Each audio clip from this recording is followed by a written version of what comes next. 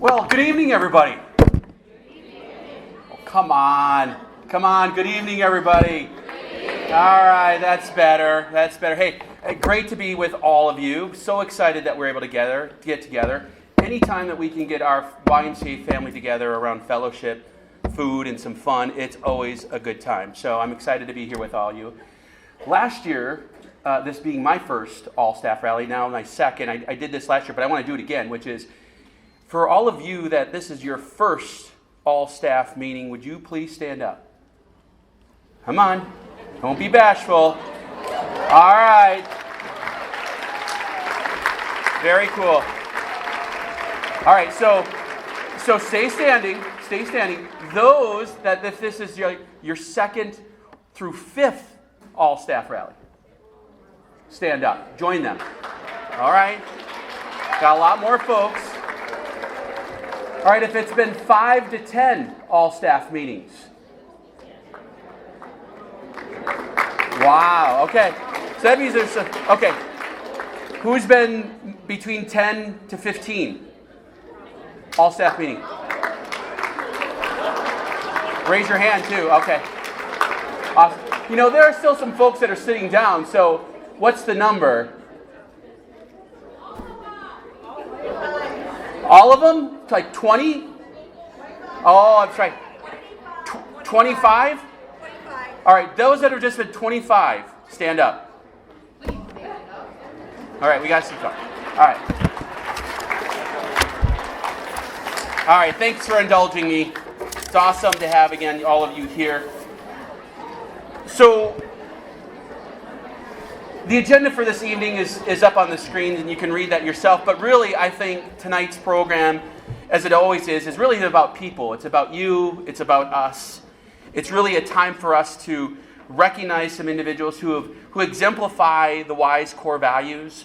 It's a time to celebrate some individuals who have eclipsed some key milestones in our organization. It's a time for us to look to the road ahead and our commitment to a shared future and to those who we serve. And I think you really need to be prepared to be inspired by how we as individuals can navigate the terrain of change with Alonzo and his presentation. I guarantee you it's going to be a fun, engaging time together this evening. So tonight's theme is working as one for all. And thank you, Brandon, for kicking us off with your inspirational thought and reflection on that different perspectives around the word one. That message resonates with me for so many levels, and for me in particular, it's about our organization and reinforcing the understanding around unity. Our organization really is comprised of a rich tapestry and collage of programs, people, and spaces. And although we're not always uniform, and sometimes it's good to be uniform, but it's not critical. It's critical for us to have unity. Unity in a common purpose, unity in our actions and our behaviors. So thank you again, Brandon, for starting us out on that thoughtful note. And so, just a few updates from my perspective in terms of our state of the Y. And as we look at kind of the year ago in 2023, and so far how we're going through the first 2 months of the year this year, you know, we just continue to accomplish much. And you should all take great pride in how you've helped move our organization forward. 2023 certainly was a successful year, but even though we've had our share of challenges and adversity along the way, which always seems to be kind of the theme, right? There's always some sort of challenge that gets in our way, but it never ceases to amaze me how you, our staff, our Y, continues to rise to that challenge each and every time to make sure that we have that successful year. It was about a year ago today I shared that at this point, we were at our pre-pandemic membership levels of 47,000 people that we were serving through the greater Fox Valley. By year end, that number surpassed 48,000 people throughout the greater Fox Valley. And that's a 14% increase in the number of people we were serving in 2023 over 2022. And just through 2 months this year of 2024, our association now has eclipsed over 50,000 members. That This is uncharted territory for us. This is new ground for us. This is excitement. This is exciting for us as we continue to strive to serve more. Our retention of over 77% as an association continues to outpace national benchmarks. The people that come to us, that rely on us, are engaged with us. And yeah, come on in. We got plenty of seats. You have to do 50 push-ups for being late. No, just kidding. I'm shy. Yeah. Retention is high, but all of you have experienced in our facilities the increased utilization. Last year, every month over the prior year, we were averaging 22% greater utilization in our facilities than that same time prior year. And this year has started out with even higher utilization. So we feel that. We feel that energy. We feel that vibrancy, which is exciting because that's what we are about. We also excited that we kind of rolled out, or didn't kind of, we did roll out 2 additional branches with 24/7 access, along with additional amenities around that, plus making this now 24/7 part of an employee benefit.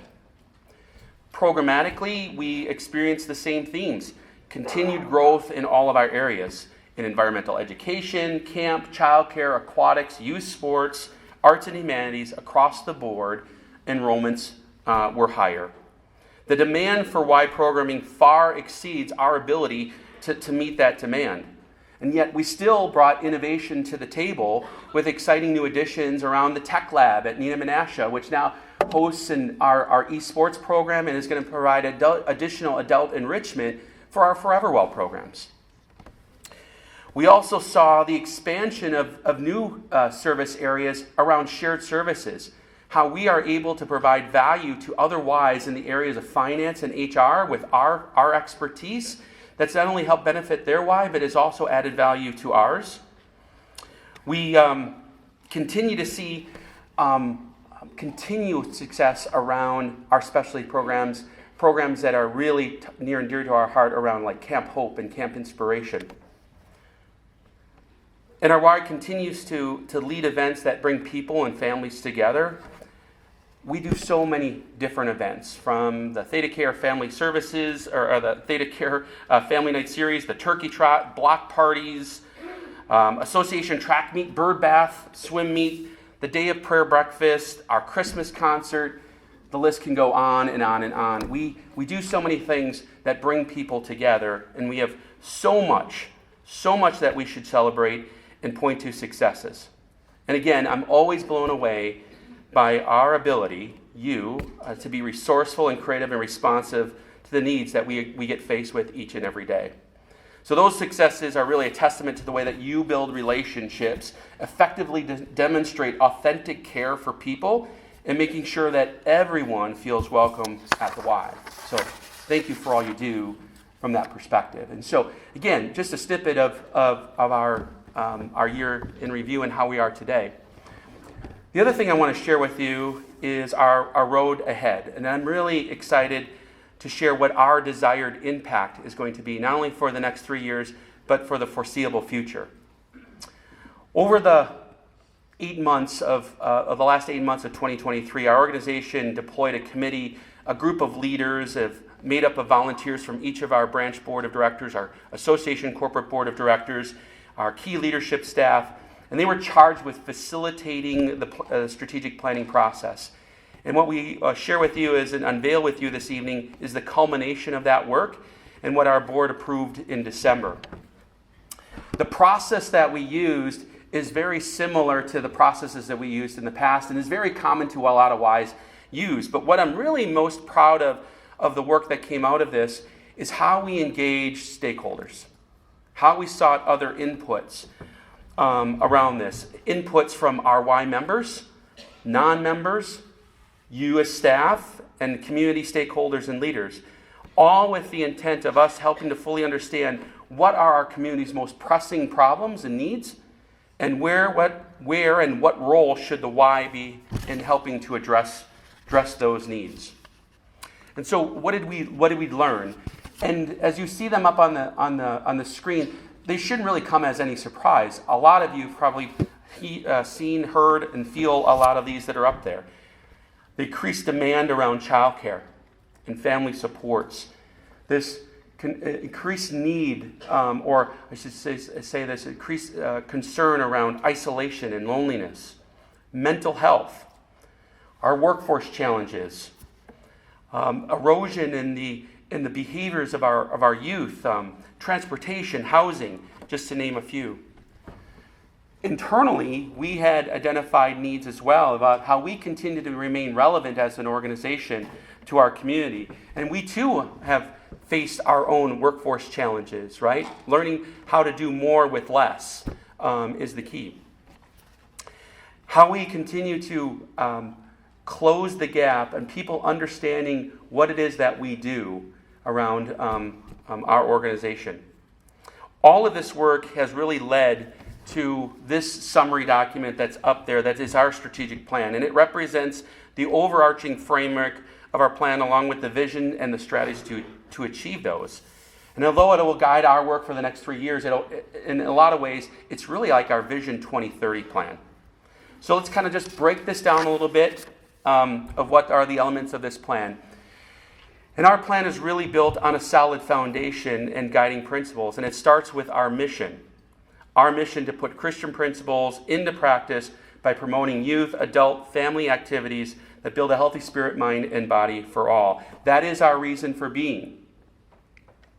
It's guided by our organizational values of caring, honesty, respect, and responsibility, which is which speaks to how we lead and act as an organization and as individuals. And we're inspired by our vision, which is we are a committed partner in fostering thriving communities with an aim to elevate quality of life, empower youth, and improve the health and well-being of individuals at all stages of life. That is our bold statement to the community based upon what we heard and the role that they see us needing to play. Within this plan, I'm kind of excited to share that there are some embedded themes, ways that we need to work and lead as we do this work going forward. It's what we lift up and call out. And in no particular order, themes around collaboration, how we need to continue to seek collaboration in all that we do, both internally within our organization as well as externally with other partners. How we need to continue to build resilience in those that we serve that creates greater self-awareness, confidence, and coping skills, empathy and interpersonal skills vital for success in work, school, and life. How we continue to lead and embed around, foster a belonging, because we're all about inclusion, community, connection, and engagement with one another. And as I shared, leading with our values and our mission. They have stood the test of time and resonate with everyone. We look to facilitate achievement by working with individuals to understand their unique needs and connect them with resources to help them achieve their goals and meet their potential. And certainly, and definitely not last, is diversity and inclusion. In order for us to serve more, we really must understand and learn from those communities that we are not serving today, that we're not part of, that they don't see themselves as part of the Y. That causes us to further define what it means to be for all and strive to create those equitable opportunities to our services and programs. So, based upon the needs and feedback from the community, we identified 3 key strategic imperatives to accomplish this work, this bold vision, and this desired state. The first is around youth development. As I mentioned, there's an erosion of the social emotional development of youth, and it's linked to negative behaviors. There's increased concern around youth mental health in our community, family supports not keeping pace with changing demographics and family structures. And so the WISE response is we'll establish an intentional and integrated approach to developing a healthy, confident, and resilient youth, with 3 very specific action areas around how we continue to provide in high-quality, affordable childcare for families that includes exploring new models developing best practices, and influences policy to improve child outcomes. We recognize that we must develop and implement opportunities to engage youth 9 to 18 years of age within programs inside and outside of our walls through community-based partnerships, and we must double down on family strengthening. Our second strategic imperative is fueled by continued high rates of chronic illness and conditions in our community, really stemming from lifestyle choices and behaviors. We see increased health needs associated with aging populations and increased health inequities, as well as that social isolation and disconnection from community. And so our response is the Y will provide that comprehensive, holistic approach to physical, mental, and spiritual well-being for all individuals, supported by our actions in establishing the Y as the preferred community partner in preventative wellness and lifestyle medicine, and is recognized as a place for quality, evidence-based programs and resources.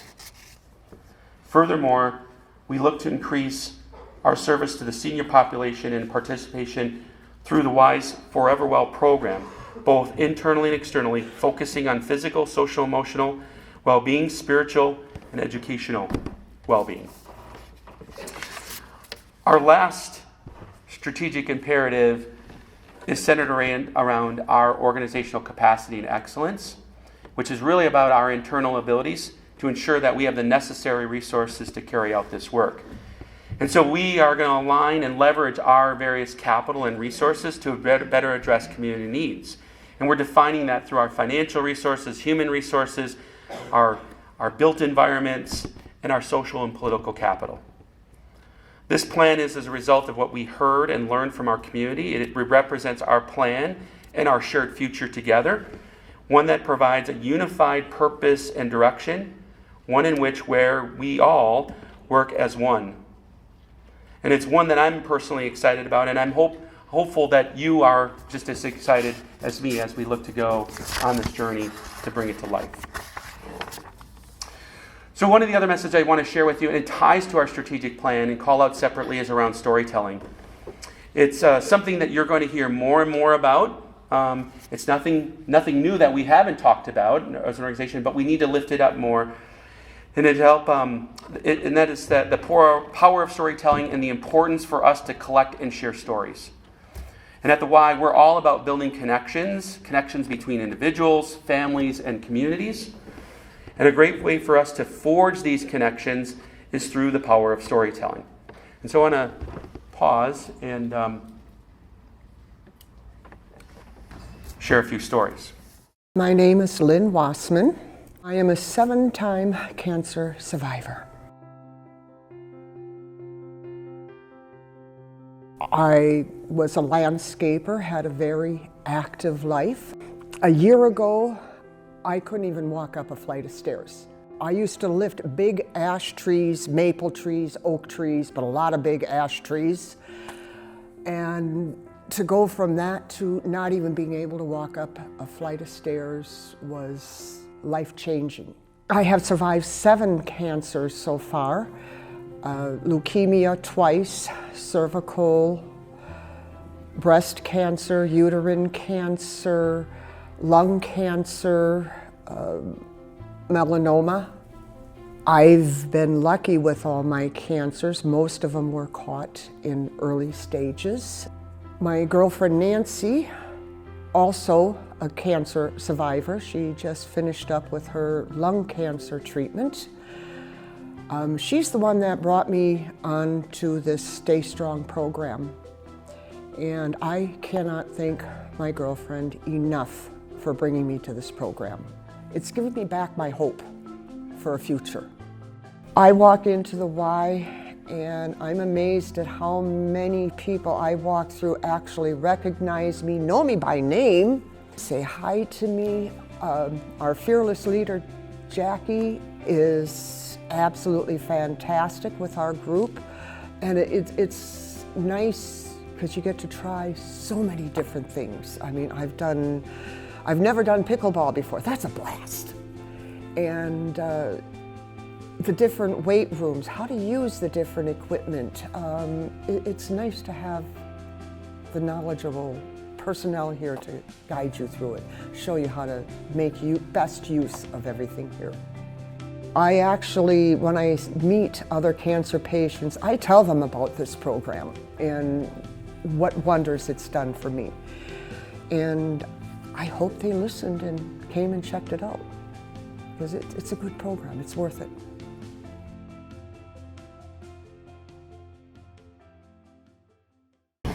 Pretty powerful, right? So let's hear Katie's message.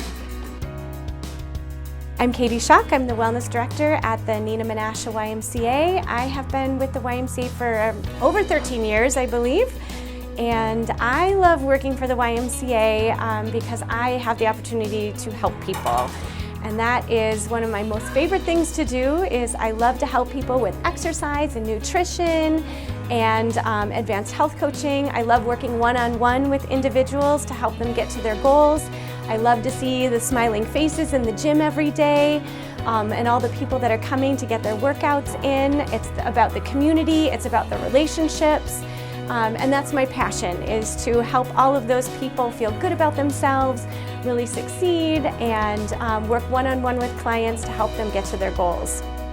The Y has been super supportive in helping my kids to grow up here. They were Y kids, and they could come with me to work when needed. They could come and get their workouts in. They could participate in sports and classes. Both my kids got their start with volleyball here at the Y, and so it's been very impactful and supportive, especially for a single mom who gets to bring her kids to work with her sometimes, and my kids get to be a part of what I do at the Y and a part of the programs that we have to offer here. So it's been absolutely a big part of my kids' lives.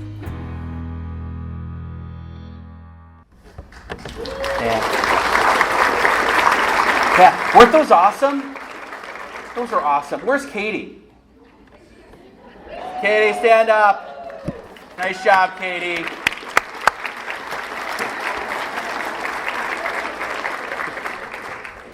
You know, as you've seen and felt, right, from Lynn and Katie, stories matter because they have a unique ability to connect us on a deeply human level. They really are the currency of human connection. When we share our authentic, compelling stories, we invite others to see themselves in our narrative, to empathize with our mission, and to become part of something bigger than themselves. They inspire us to action, whether it's rallying volunteers for a community cleanup or encouraging donors to support a program. Stories have the power to move people to action. When we share the impact of our work through personal narratives, we ignite passion and purpose in others, spurring them to join us in our mission. And most importantly, it creates understanding of who we are. Because we are more than just a place to rent time on a treadmill, to shoot buckets.